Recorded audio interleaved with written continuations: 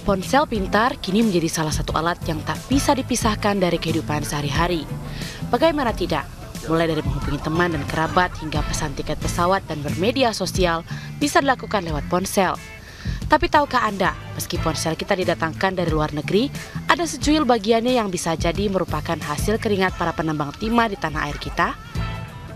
Ya, baterai yang menghubungkan komponen-komponen dalam gawai ponsel, komputer, dan alat-alat elektronik hampir seluruhnya terbuat dari timah.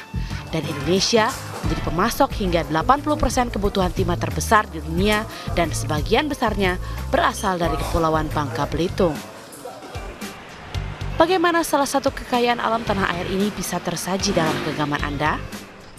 Nah, di Museum Timah Indonesia di Kota Pangkal Pinang, Bangka Belitung ini, Anda bisa mempelajari semuanya. Berlokasi hanya 30 menit berkendara dari Bandara Depati Amir, Pangkal Pinang, pengunjung langsung disambut dengan berbagai benda peninggalan tambang timah Bangka dari masa ke masa. Seperti lokomotif pengangkut dan mangkok-mangkok raksasa yang digunakan untuk melebur biji timah ini. Di dalam museum, para pengunjung juga bisa belajar bagaimana aktivitas dan teknologi tambang dan pengolahan timah berkembang dari zaman penjajahan Belanda hingga saat ini. Orang-orang mau berkunjung ke Museum Timah, mereka menjadi tahu gitu, menjadi wisata edukasinya mereka juga, bahwa mereka menjadi tahu bagaimana sejarah-sejarah dari tambang timah itu sendiri. Kemudian menjadi tahu bagaimana napak tilas.